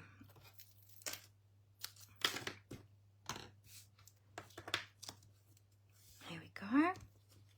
Can run an extra piece across there too, I think, just to be sure. Make sure they stay put. All right. Looks a bit messy on the back, but nobody's going to see that. And then we're going to pop that up on dimensionals. So So I'm using up some of these dimensionals from some of my kits still. I had so many of them. I should put that die away straight away, shouldn't I? So that I don't lose my dies. I'm always telling everybody else to do it, so I need to abide by my own rules. Oh, Jenny has made 7 dozen cards that her friends wanted. Oh, that's great. So you've done them for an order, Jenny. Fantastic. Now have to make some more for friends now to give away. Oh, you're getting sick of making Christmas cards, Jenny. Oh. Dimity says, hasn't done any yet for me. Did lots for club. Oh, okay. Yes. Cool. Yeah. It does. It does get a bit like that, doesn't it? You just keep making Christmas cards and think, oh, I want to do something else. Yeah. Well, the season is going to be over before we know it. So, you know, won't be long, Jenny, and you'll be able to make other beautiful projects. However, if you get time to make some gift packaging or something, that would be fun. Like we're doing today. That would be super fun. All right, so I'll put those dimensionals on there. Now we've got quite a bit of bulk already there from those 3 pieces there being laid over the top of each other. So if we were to put a dimensional there, that would sit up a lot higher. So I've kind of just gone around that, but that'll be enough to still hold that all up nicely. Okay, so we'll take all of this off, all the backings, take all the backings off, pop that down on our circle there. Make sure we've got an even border around the edges. That looks pretty close. Now, there is a trick to when you go to put this onto your box, because when the box opens like this, see how, if I hold it that way, see how the whole front bows like that? If I were to stick this whole circle down, it's going to pop off and either tear this layer, the decorative layer, or it's going to tear the box. So the way to combat that is we are just going to put dimensionals down the center. But because it's a circle, make sure you are going down the center behind your element, okay? So if you kind of, it's a good idea to mark it. So I like to sort of put my finger there. This is one way you can do it. Put my finger there so I can kind of see the tip of my finger there, the base of my finger there, and then we're going to put another one there in the middle, okay? Does that make sense? We're going to use the regular, oh, got a dimensional on my finger. There we go. All right, we'll use the standard size dimensionals. I'm going to pop one in the middle first, and then I'll put one at the top here, one at the bottom here, and I will just double check that they are in line with the snowman so that I know that my piece is going to be up straight when I adhere that, because it is a bit deceptive when you're working with a circle and you've got a piece up here that's at an angle. It can be a little bit of an optical illusion. So then when you put that down on the box, it's going to go like that. Okay, push that down there like that. So hopefully if you've done that correctly, when you open your box, see how the label is moving with the box now? So that's just a little sneaky tip. But you can see how that's moving now with the box. So that's not going to come off, it's not going to tear. Okay. Alrighty, so let's add some bling. We're going to add some ribbon. Where did my ribbon go that I had out? There we go. And I've got this little snowflakes too. So we'll add a little bow. This is the ribbon that I was mentioning at the beginning. It's the frayed grosgrain ribbon. Kind of snowy looking, I reckon. Snowy edge looking. Cute little bow.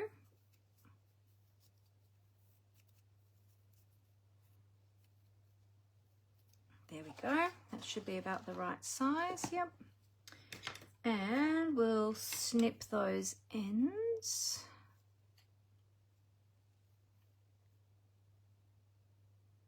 No, we want to go that way. I nearly cut that at the wrong angle. Nope. I always do this. I'm always like, wait, which angle is it again? That way. That's it. There we go. Our little bow. And the little bow is going to go on the top flap here so that it can move with the box as well when we're opening and closing the box. And I'm just going to use a glue dot to adhere that, because glue dots are the best for adhering ribbon. I always tell you all that. There we go. So we'll put a glue dot on the back of that one, and we can use the whole glue dot. We don't need to fold it over because that ribbon is nice and thick. And we're just going to, I do have a little mark up there, which I think is a little bit of glue from my fingers. So I'm going to put that bow over the top of that to hide that. There we go. And I just need to trim this end up just a tad. It's a little bit too long. There we go. Okay, and we'll add some of these cute little snowflakes. You might want to add something that's a little bit more blingy. But I kind of thought, you know what, I've got these little snowflakes. After Christmas, I'm not really going to be able to use them. So I'm going to use some of them on here, and they will be super cute. I'll put a couple there. Oh, actually, that looks perfect just like that. But now let's see if I can get them back in the same spot, because I should have done it before. I should have put them on the tag before I put the tag on the box, shouldn't I? Because now that's at an angle, I'm going to have to hold it just right. Yeah, we just want a tiny dab of glue. Let's control that glue there. Put that little sequin back there in place there. Stay. Stay. Okay. And we'll put this one down here. Put a tiny dab of glue. Just trying to control that glue so we don't get too much and get that ooze. Tiny dab of glue. Put our little snowflake back on there. There we go, and we'll add one over here. That was a better blob of glue. There we go. Cute. Done. Now, if you wanted to add a sentiment, you could add a sentiment to that. I'm not going to bother with these. Amber said, those snowflakes are for sure her most used product this Christmas. Yeah, well, you get so many of them, don't you? And they'd be fantastic for shaker cards. We don't tend to make a lot of shaker cards, Amber and I. Just from time to time we do, but these would be perfect for a shaker card. But yeah, they are really cost-effective little embellishments, so they're really great. There's so many of them in there. How many are actually in there? Approximately, oh, I can't even read that without my glasses. And where did I put them now? Oh, here they are. Approximately 9.5 grams. They don't say how many because there would be hundreds in there. Anyway, there we go. So there's my cute little box. How cute is that? But yes, you could put if you have a small sentiment, you could put a small sentiment on there if you want to. Or you could put one up the top here instead of the ribbon, but you don't really need to. Just be mindful, if you do stick anything on the top there, just remember that that also curves, okay? So just be mindful of that, because if you put in, if you did happen to put, you could just stamp directly onto that panel, stamp your sentiment directly onto there, because if you stuck another sentiment on there with, say, dimensionals, that's going to curve as well, so it might inhibit the closure. I'm not sure, I haven't tried it, but you could try it and see. But I love that. I love that, the coloring and everything.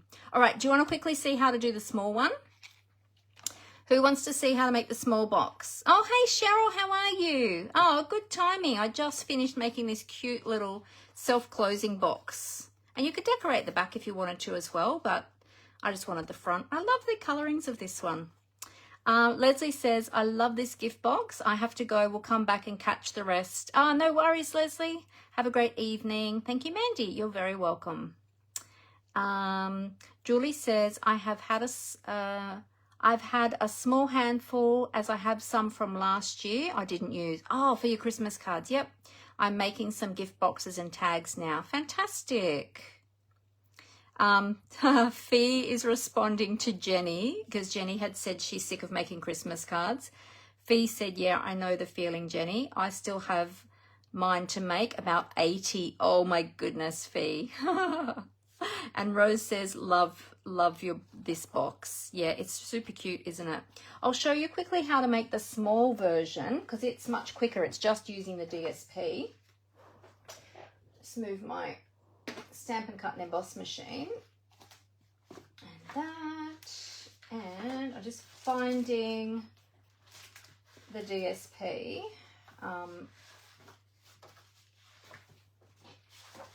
This one. Okay. So for this small box, we need a piece that is, let me find my template. Here's the template.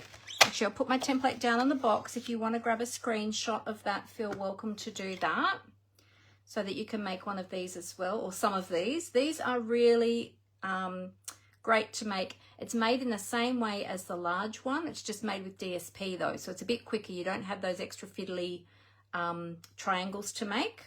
Okay. All right, so this time we are going to cut this piece at 6 inches by 4 inches. So we might turn it this way and go 4 inches first. Sorry, 6.5 inches by 4, that should be. So this is 4 inches. 4 inches by 6.5. So we need to open up the arm of our trimmer. And the 6.5 inch mark is just past where it folds in there, just past that fold line where it's, hinges in, past the hinge, I suppose. So 6.5. There we go. So it only uses a small piece of DSP, which is fantastic. All right, now move the cutting blade away. We're going to do some scoring. We're going to score at, now we've got to remember that because we're using DSP, and this one is directional, it is going to matter which is the bottom of the box. So I'm going to have to turn my pattern up the other way. If you're using non-directional paper, for instance, like this one, it doesn't matter. You can construct the box in the same ways we did before and then flip it upside down to put the bottom together, or if you're making it from cardstock. But this one is directional paper, so this one's going to challenge me a little bit more. So we're still going to, on the short side, score at 1 inch and 3 inches. So 1 inch, we're going to score that. And 3 inches. Now remember, your paper is thinner than your cardstock, so you don't need to score it as deeply because you might tear your paper, so just be careful of that. Now when you turn it to your long side, be careful of your direction. I'm going to want mine this way, so I'm going to be scoring that at, so I want my little tab on this side. So I'm going to be scoring it at, that's a good question now. Hang on a minute, let me work this out. So I'm going to be scoring it at 1/2 inch. I'm doing it back upside down now. 1/2 inch and,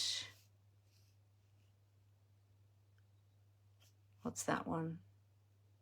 Oh, would it still work out the same? Hang on a minute, let me see. Maybe I just need to turn my paper upside down rather than the template. If I did it that way, that'd be better. Yeah, so cut it still the same way as the template, but turn your paper upside down. That makes better sense because then your cutting and scoring will still be the same. Yep.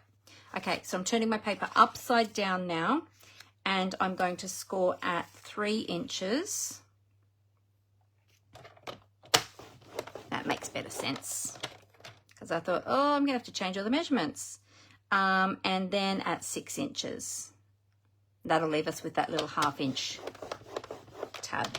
Okay, so for the rest of the box, we're constructing it upside down because I've got directional paper. If you have non-directional paper, I'm just going to score that again because it didn't score deep enough. If you have non-directional paper, it doesn't matter. It's just because I've got the directional one. Okay, good. Right, now we've got to do those little segments for the bottom of the box. So we're going to, keeping the small 1-inch tab at the right-hand side. So you can see that little 1-inch tab there. That's at the right-hand side. And we're going to score this now at 1.5 centimeters, but we're only scoring down to that horizontal score line. That's at 1 inch. Okay, so we've got the paper at 1.5, okay, on the trimmer, but we're only scoring down 1 inch. Okay, so if you've got the centimeter marks on the arm of your trimmer, just go down to 2.5 centimeters, or if you've got the inches, go down to 1 inch. Okay, or if you can see the score line, just go down to that score line. Okay, so we've got a score line down to there.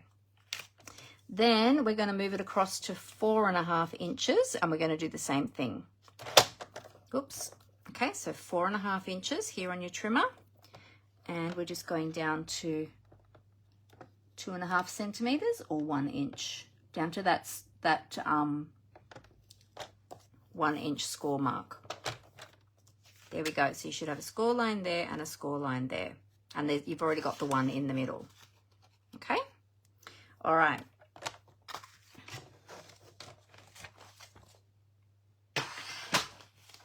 Put that away for a minute. So let's fold those scores, those score lines,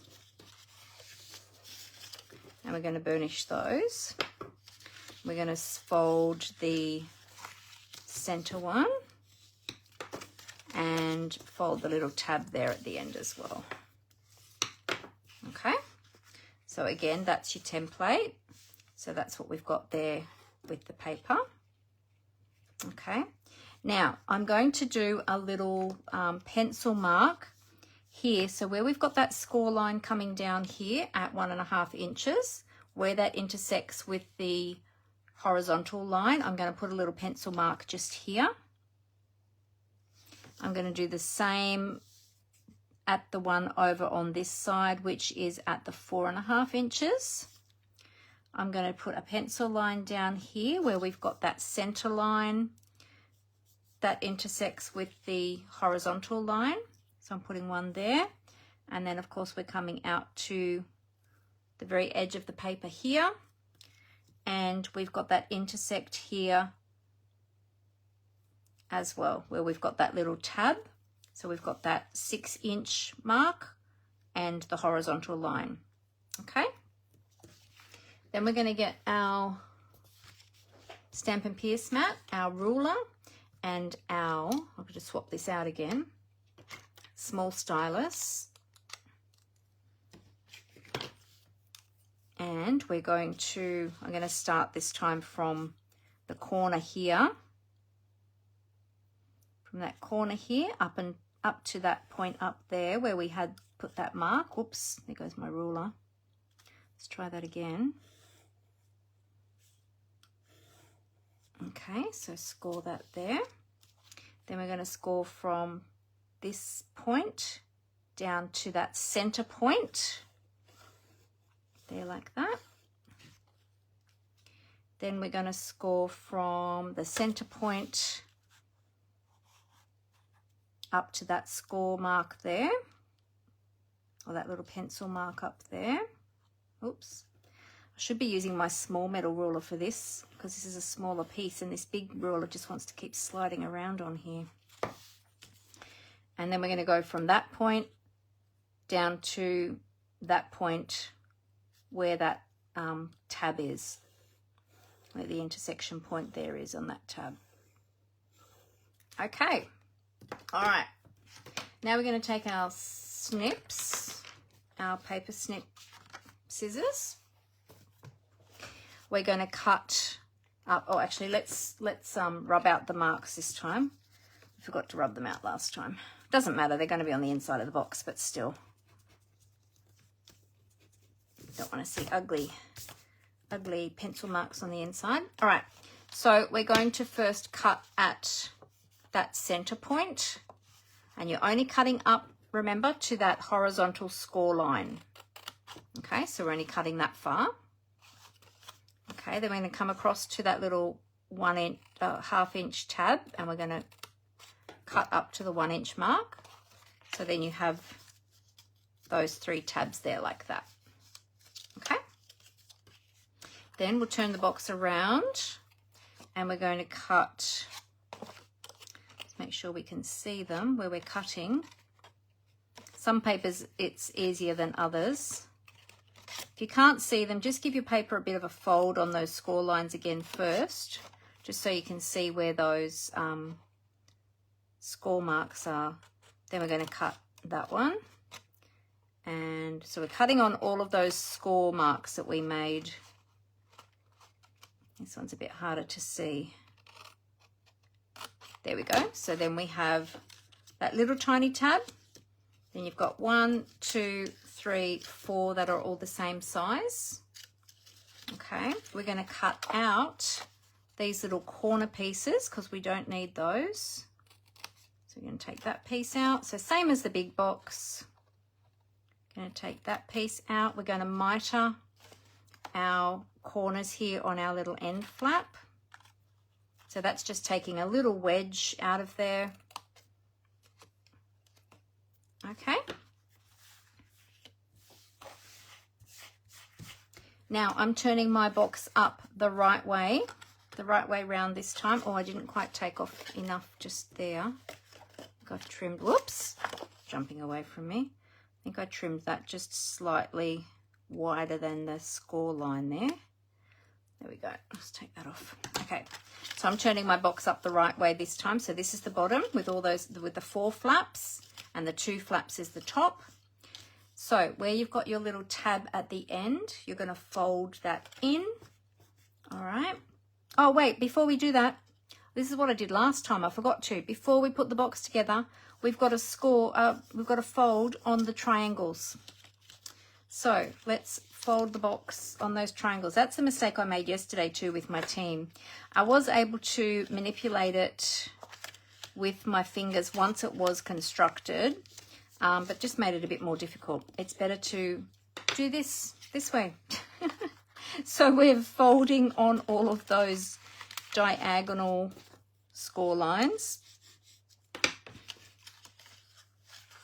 And there's one more there. Make sure you've got your tabs all the way open as you do that.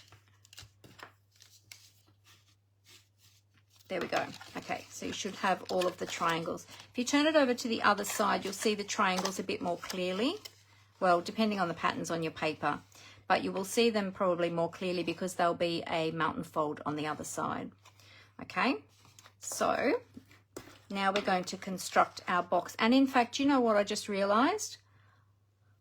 I've actually folded that all in the other way because now my penguins are going to be on the outside. Well, now I can make a choice. Do I want my penguins on the outside? I'm not going to see much of the penguins if I have them on the outside. But I actually wanted the trees on the outside. So I'm just going to flip that over and I'm going to fold everything back the other way, as we can do that. So let's just swap this over. I'm just going to re-burnish these the opposite way because I wanted the little trees on the outside, not the penguins. And I'll just redo all of my diagonal folds as well. So that's the beauty of this box. You can change it up. You can choose whichever side of the paper you want. Just fold it back the other way.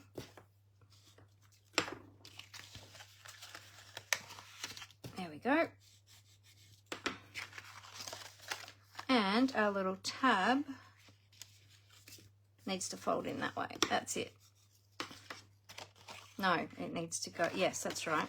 Yes, that's right. That needs to go that way because then we're going to close the box that way. That's it.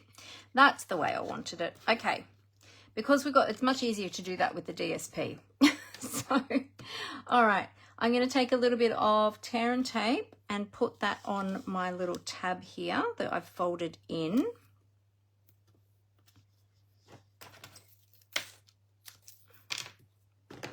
Okay, we'll take the backing paper off that, and we're going to fold the box over in half down onto itself, onto that little tab that we've got folded in, okay? And that's going to hold it closed. There we go. And then we can construct the base. Now you'll find with the base this time, these are actually going to overlap much more than they did on the big box, okay? So it's a little bit easier. So what we can do is we can put a little bit of glue on this tab here. Just put some glue on the edge there, just on that edge, and that's going to fold down over the top of that flap. And we will shore it all up from the inside using our glue bottle again like we did before. So we're going to close that one over, and then we're going to close this one over. That's why the liquid glue is best to use for these, because to construct the bottom of the box. There we go. Then we'll just pop that open. You can get your hand easier into this one because it's a shallower box. Or you can use your glue again and stick that down in there. Actually, let's put the lid on it first. Push that all down. Make sure that that's nice and square. Shore that all up. Make sure that that's all nice and square. And give that a good little push with your glue. And how cute, when you pop the box open, you can see those cute little penguins on the inside as well, which is super cute. So just give that a good push. There we go. And that's our little box. And then for the little box, and you can choose which side you like best for the front, depending on the pattern on your trees, doesn't really matter. For the little box, I'm going to use the Stylish Shape dies. I'm going to use the second smallest one to die cut a circle for the front. Actually, where was that? Yep, and I was going to fussy cut one of these little penguins and put one of these little penguins on the front, on that circle. So I'll die cut that circle. What color shall I do that in? I might do it in the same, I might do it in, you know what, I might do it in Pool Party. Because, I could do it in, I might do it in this actually, because then I can use one of the little penguins with the Pool Party hat. All right, so we'll die cut that. Just bring in my mini Stampin' Cut and Emboss machine for that quick job there.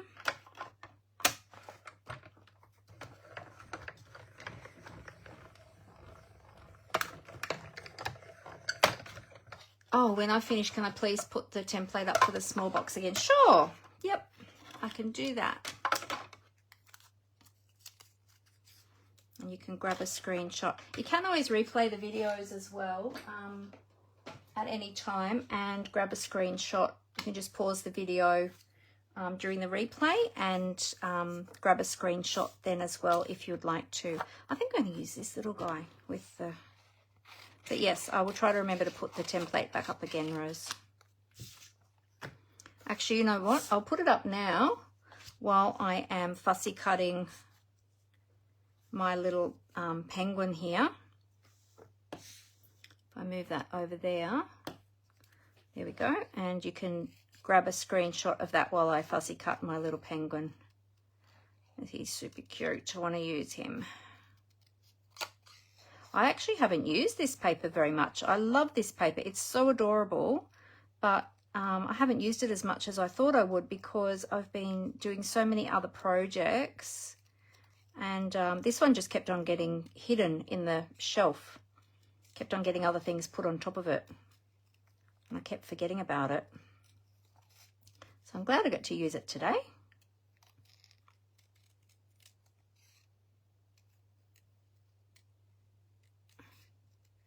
Little Pingu. Does anyone remember the show Pingu that used to be on, it was when my kids were little, so I guess it would have been in the 90s, early 90s, mid-90s. It was Pingu, and it was about this little penguin. It was a cute little show. It was on the ABC, I think, and my kids loved it. So now every time we see a penguin, I always call them Pingus. There we go. So cute. Little cutie patootie. Yeah, I'm going to put him on there. Super cute. Now, I reckon because he's only little, I reckon I can put him up on dimensionals. But I'm just going to lay him upside down on the dimensionals like that, so that I can see where to place them without having my dimensionals go off the top of the circle. He only needs a couple. He's only little. There we go. Pop him on there. Hee hee. He's so cute. There we go. And then we'll pop that up on just a single dimensional. Just a single dimensional in the middle. Put him on the front of the box. He's super cute. There he goes. Actually, he might have stood out better on a different colour. But anyway, that'll do for now. And we'll make a ribbon. Oh, you have trouble taking screenshots on your phone, Rose. Oh, okay, no worries. Can always go back and, yeah, if you missed it, I put it up again. Hopefully you caught it that time. If not, feel free just to go back on the replay and capture the image. There we go, just make a little bow this time.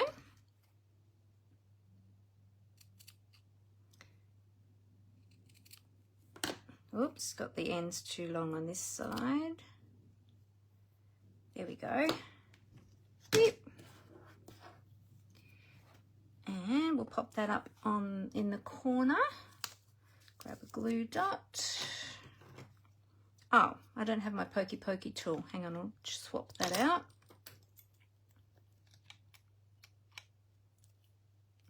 There we go. I love my pokey tool. I have to say, my take your pick tool is probably the most used, apart from my trimmer, it's probably the most used product in my craft room. The most used tool, the most used tool in my craft room. So there we go. We've got a little ribbon up there with little Pingu, and this time for some sparkles. You know what I think I'm going to use? Because the snowflakes, I haven't really got room here. Oh, we might fit some of those mini snowflakes. Where are they? Hang on, let's have a look and see if we can fit some of the mini ones. What I might do is grab my lid, I'll put my lid on, and I'm going to use the putty end of my take your pick tool to fish out some of those little tiny ones and see if I can get some of those adhered on there. It's teeny little snowflakes. There we go. Got some of those little tiny ones there in the lid. So we're only going to need the tiniest little dab of glue for those. So just squeezing my bottle really gently. Oh, thanks, Rose. You like him? He's adorable, isn't he? This little penguin. So cute. Come on, glue. There we go. Okay, so just let that suck back in a little bit. And I'm going to put 2 little dabs of glue down here, and I'm going to put 1 over here. Because, you know, we always have to have an uneven number because that is aesthetically pleasing to the eye. Oh, now I've got to get it to come off the putty of my take your pick tool. Come on, off you come. There we go. I'll put that one there. And put one up here. So cute. You know what else would, let me start again. You know what else would look good here would be some of the rhinestone basic jewels, to have a little blingy bling bling, a little bit of shimmer and shine. There we go. Cute. Oh, that's so adorable. Look at that. Isn't he so cute? You know what? Let's give him, because there's no shine and shimmer on this one. The next, because we've only got a small circle here with this cross section here, there's only a small amount that you can sort of add to there. If you had a small label die or something like that, you could put that on there. But what I'm going to do, oh, you know what else you can do is, what I did with this one is I ran a little bit of ink around the edge of this die just to give it an extra layer. Rather than adding it an additional actual layer, just by adding the ink, it just helps it to stand out a little bit. And I probably should have done that to this circle to just make that stand out a little bit too. But that's okay. But I'm going to add a little bit of Wink of Stella to his little hat, his little beanie. Give him a little bit of glimmer up there on his beanie.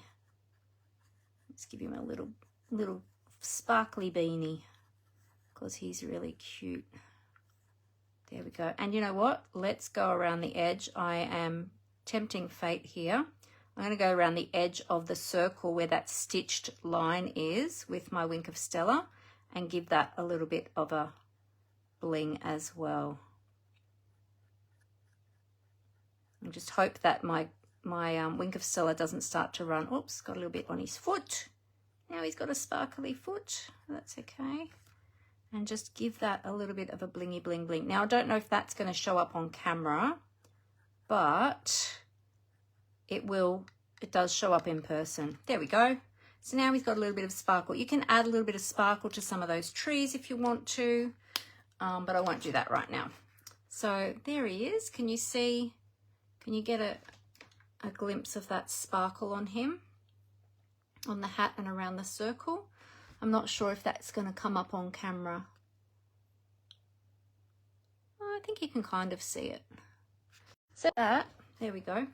So there's our two little self-closing boxes today. Super, super cute. I love the colouring of this one. Really love this one. This is, I think, my favourite one. So we've got those two.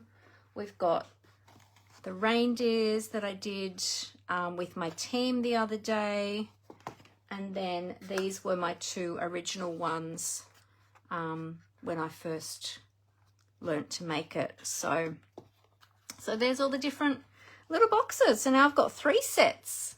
So super, super cute. So I hope you enjoyed that. I hope you enjoy making some gift packaging for your Christmas gifts and some little table favors perhaps. Wouldn't these look so cute? Especially this one. This would look so cute on, well, all of them, on the Christmas table with little yummies in them for your family and friends. So there you go. So I hope you enjoyed that. All right, I'm going to flip the camera back up so I can say goodbye to you. So bear with me while I just do that. Okay. There we go. Oh, thanks, Jenny. I'm glad you liked those. So maybe a little bit of gift package creating could give you a break from doing Christmas cards. All right, let me just do a little flippity flip here. There we go. I'm just readjusting this. This doesn't seem to be wanting to, hang on a minute. I don't know what's happening here. There we go. Oh, squeaky. There we go. So I hope you really enjoyed that. And I hope that you make some of these little boxes too, because they are really, really cute. So very simple. So just feel free to, if you want to make some of these, feel free to just watch my video back again. Grab screenshots of the templates if you want to have that as a reference, and or just follow my step-by-step instructions as I go. And remember, with the little DSP boxes, you can choose whichever side of the DSP you want to use. If you've scored at one side and then realize, oh no, like I did, and it was the other side you wanted to use, just fold it back the other way. So there we go. Now remember, we've got the free shipping at the moment, starting today, going through till Wednesday the 11th. So be sure to jump on that if you wanted to save a little bit of money. Remember to check the last chance products in the specials section if you want to grab some bargains on some of those retiring items. And all the previous clearance rack items are also in there now too. That category is going to stay there all the time now, the last chance products. It's not going away. As things retire or as they sell out, pardon me, as things sell out, they will be retired and they'll be removed then from that section. So they're only while supplies last, so make sure that you grab a hold of those. And I forgot to talk about my little Christmas pudding brooch at the beginning, but I've got my little Christmas pudding, and I've got my, you can't see here, my Winnie the Pooh Christmas shirt on. Let me just show you. There he is. Isn't he so cute? He goes very well with all our cute little boxes today. So I hope you all have a great week. I look forward to seeing you all again next Monday at 4 p.m. Australian Eastern Daylight Time. I don't know what we're going to be creating next week. We'll see. I'll have a think about it and see if there's anything specific that you'd like to see. Feel free to send me a message. So yeah, I will endeavour to do my best to bring to you what you would like to see. So I hope you all have a great week. I hope you wish you all the best with all your Christmas crafts, and feel free to share any of those with me. I love to see your beautiful creations as well, because you all inspire me as well. So all right, well, I will let you all go. Oh, thanks so much, Rose. Oh, and you love my Winnie the Pooh Christmas shirt. Thank you. Yes, it is a cute one this year. I did buy it before I found out that I had high cholesterol though, and so it's a little bit roomier on me now because I had to change my diet. It's a little bit big on me now, but that's okay. It's nice and cool. All right, take care everyone. I'll see you very soon. Happy crafting. Bye.